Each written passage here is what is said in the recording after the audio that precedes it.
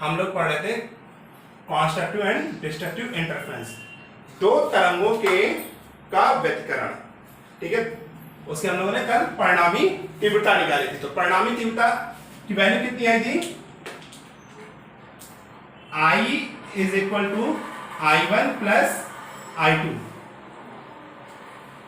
Plus 2 under root I1 I2 cos phi. और जो परिणामी तरंग आए थे उसके आयाम कितना था? R square is equal to A1 square plus A2 square plus 2 A1 A2 cos phi. तो हमें अधिकतम तथा न्यूनतम तीव्रता के लिए प्रतिबंध ज्ञात करना है यहाँ पे। तो अध्यारोपण के पश्चात जो प्राप्त परिणामी तरंग की जो तीव्रता है उसमें देखो यहाँ पे क्या आ रहा है? cos फाई आ रहा है। तो यानी जो इसकी इंटेंसिटी है वो cos फाई पर डिपेंड कर रही है। तो हमें इसकी मैक्सिमम वैल्यू के लिए क्या होना चाहिए? cos फाई का मान जो है वो +1 होना चाहिए। ठीक है, तो ये आ जाएगा cos 2m पाई के बराबर। cos phi is equal to, जहां पे जो m की वैल्यू है वो होनी चाहिए 0 1 2 3 so on। ठीक है, तो इससे क्या पता चला? अधिकतम तीव्रता के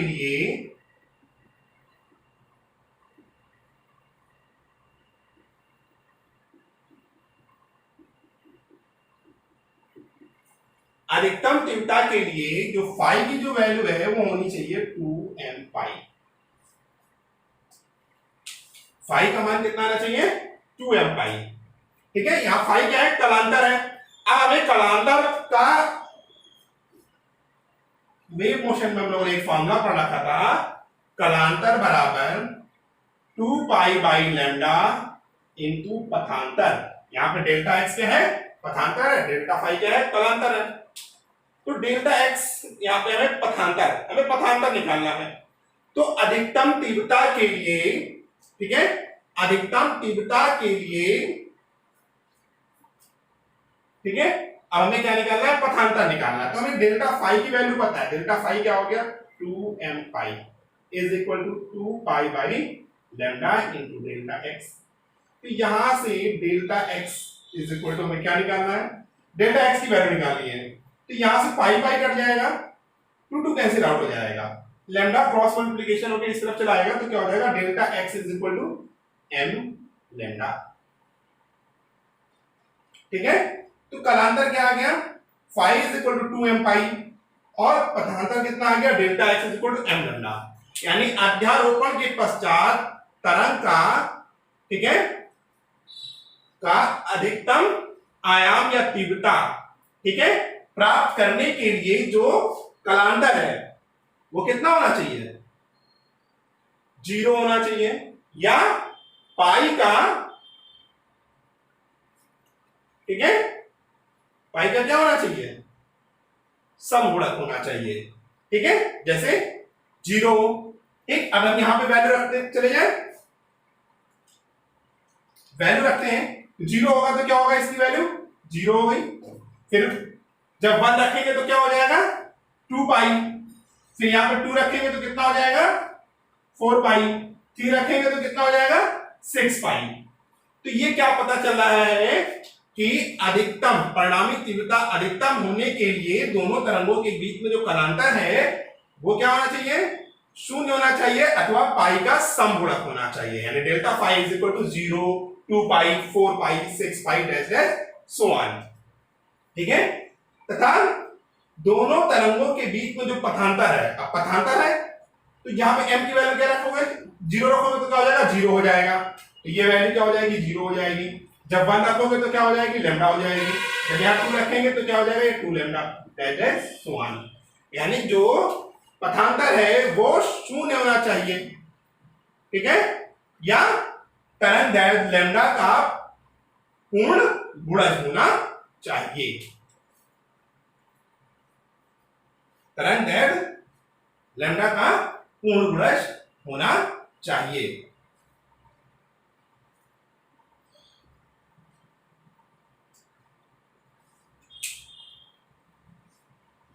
यहां तक समझ में आ गया? इसको नोट करना हो तो आप लोग नोट कर लीजिए आइडिया हो।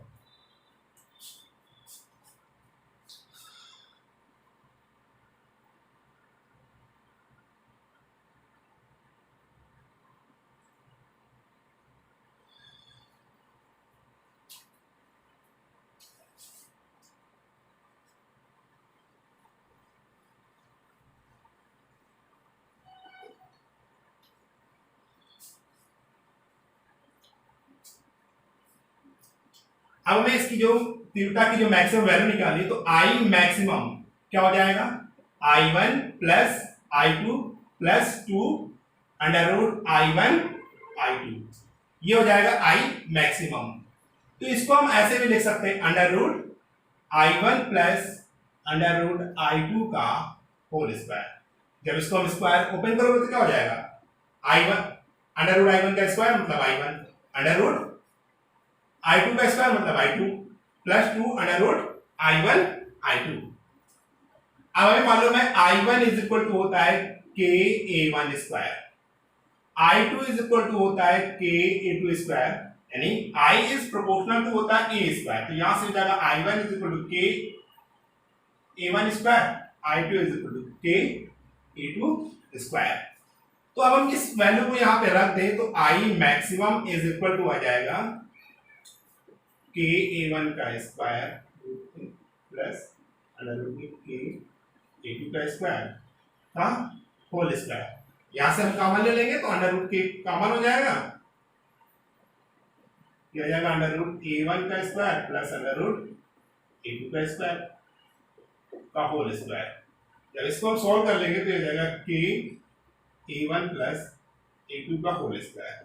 तो ये maximum intensity I maximum is equal to k bracket में A1 प्लस A2 का होल स्क्वायर, ठीक है, यानी अधिकतम तीव्रता बराबर k एक ब्रैकेट में A1 प्लस A2 का होल स्क्वायर, ठीक है। इसका स्क्रीनशॉट लेना हो तो ले लीजिए, नंबर जा रहा है।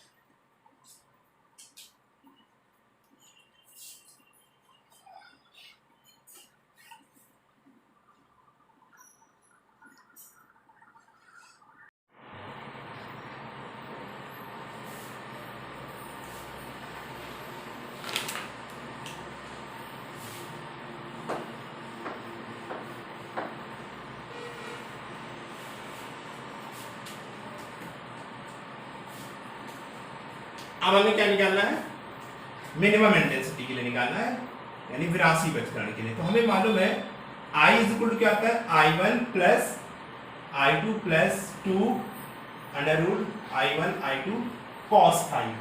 अब इसकी जो वैल्यू है तीव्रता की वो cos फाइव पे डिपेंड कर रही है। तो विनाशी व्यतिकरण के लिए हमें क्या मालूम है कि cos फाइव की जो वैल्यू है वो -1 होनी चाहिए, ठीक है। तो इससे क्या स्पष्ट हो रहा है, किसी बिंदु पर विनाशी व्यतिकरण या न्यूनतम तीव्रता के लिए cos फाई का मान क्या होना चाहिए, -1 होना चाहिए। तो cos फाई ये हो जाएगा is equal to cos 2m - 1 pi. इसका मतलब हो जाएगा phi is equal to 2m - 1 pi. Phi is equal to 2m - 1 pi. तो अब यहां पे m की जो वैल्यू है वो 1 2 3 दैट सो ऑन होनी चाहिए इस कंडीशन में, ठीक है। अब हमें तो फाई की वैल्यू क्या हो जाएगी, यहां पे 1 रखेंगे तो क्या हो जाएगा 2 - 1 यानी 1 यानी पाई, 2 रखेंगे तो 2 जा 4 - 1 यानी 3 पाई, 5 पाई दैट सो ऑन। अब हमें मालूम है फॉर्मूला, पथांतर बराबर 2 pi by lambda into sorry कलांतर बराबर 2 पाई बाई लैम्डा इंटू पथांतर। तो अब यहां से पथांतर डेल्टा एक्स इक्वल टू क्या हो जाएगा, lambda upon 2 pi into phi यहां पे क्या है, पथांतर है। तो यहां से यह आ जाएगा, इसकी वैल्यू रखते हैं, ये हो जाएगा lambda upon 2 pi into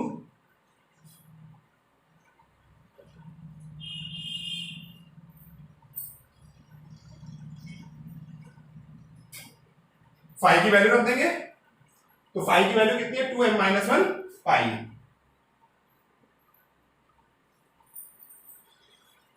pi pi cut जाएगा तो क्या हो जाएगा 2m माइनस 1 लैम्डा बाई 2।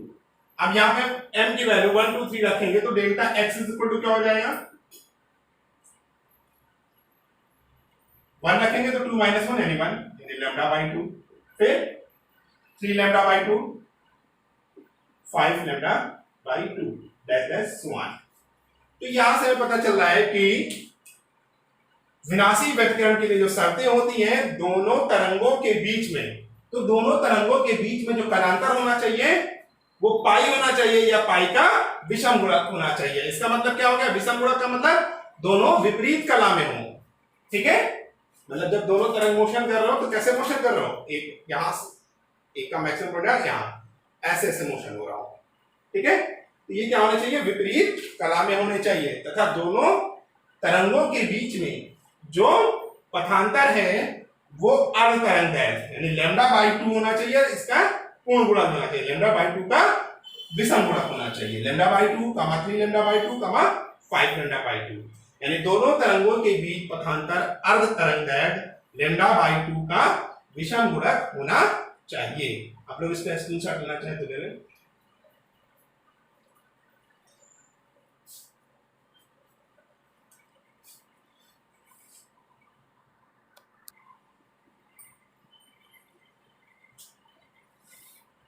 हम लोगों ने पढ़ा जो परिणामी तीव्रता आता है I is equal to I1 plus I2 plus 2 under root I1 I2 cos phi. तो मिनिमम इंटेंसिटी के लिए इसकी वैल्यू -1 होनी चाहिए, तो ये आ जाएगा I1 plus I2 minus 2 under root I1 I2। ये हो जाएगा, इसको लिख सकते हैं हम under root I1 minus under root I2 का होल स्क्वायर, और I1 को हम लिख सकते हैं अंडर रूट के A1 square minus under root के A2 स्क्वायर। ये I मिनिमम की वैल्यू आ रही है।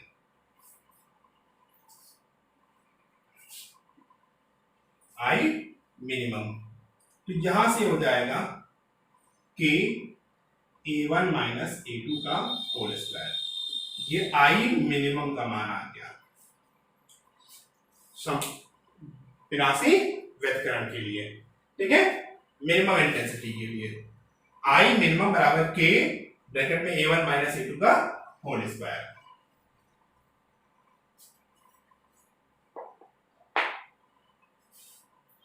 अब एक क्वेश्चन है, दो प्रकाश तरंगों के समीकरण दिए हुए y1 is equal to 8 cos omega t, y2 is equal to 6 cos omega t plus theta.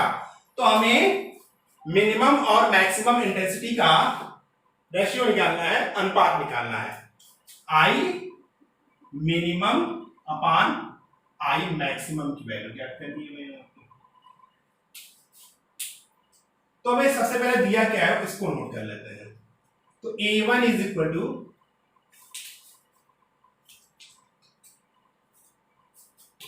इस वाली इक्वेशन, दो इक्वेशन दिए, y1 is equal to 8 cos omega t, y2 is equal to 6 cos omega t plus theta. तो यहां से A1 is equal to हो जाएगा 8,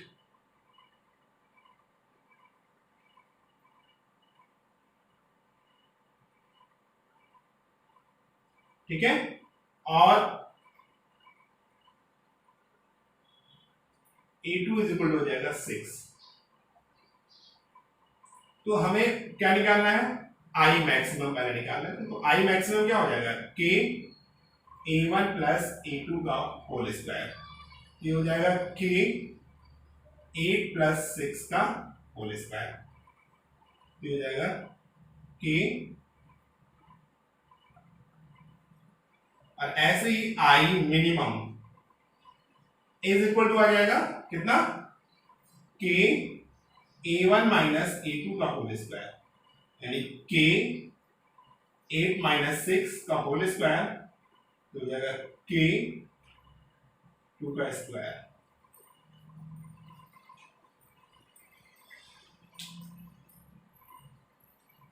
हमें क्या निकालना, आई मैक्सिमम और आई मिनिमम।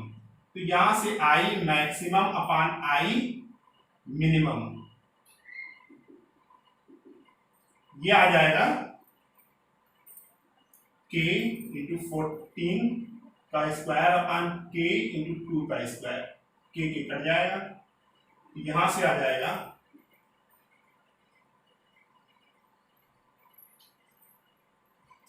14 का स्क्वायर मतलब 14 इंटू 14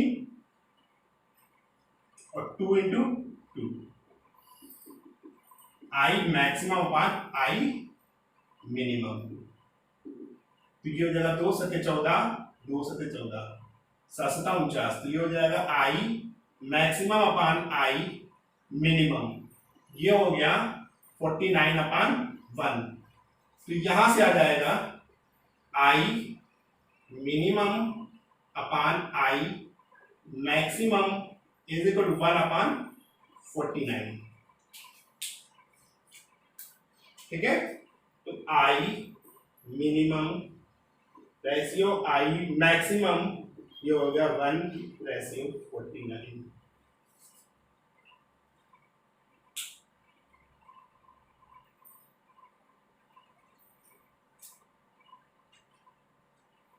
ठीक है, तो यहां पे विकल्प ए सही होगा। ठीक है, I maximum upon I minimum कितना है 49 अपान 1, और यहां पे क्या पूछ रहा है न्यूनतम व अधिकतम तीव्रताओं का अनुपात। तो क्या हो जाएगा 1:49।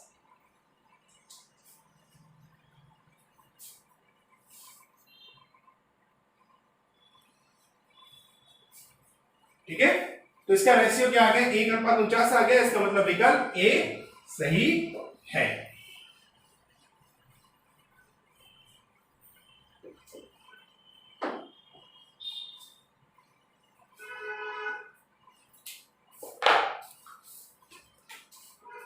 नेक्स्ट क्वेश्चन कह रहा है समान आयाम व समान तरंगदैर्घ्य की दो प्रकाश तरंगें अध्यारोपित की जाती हैं। परिणामी तरंग का आयाम अधिकतम होगा जब उनके बीच कलांतर 0 है, π/2 है, पाई है, π/4 है। तो क्या पूछ रहा है कि जब दोनों तरंगें अध्यारोपित हों, ठीक है, तो जब उनकी तीव्रता अधिकतम हो तो उनके बीच कलांतर कितना होना चाहिए। अभी बताया थोड़ी देर पहले डेरिवेशन में, जब अधिकतम तीव्रता के लिए दोनों के बीच में जो कलांतर होना चाहिए वो 0 होना चाहिए। ठीक है, तो इसका आंसर क्या हो जाएगा, ए पार्ट सही हो जाएगा, जिसका कलांतर 0 होना चाहिए।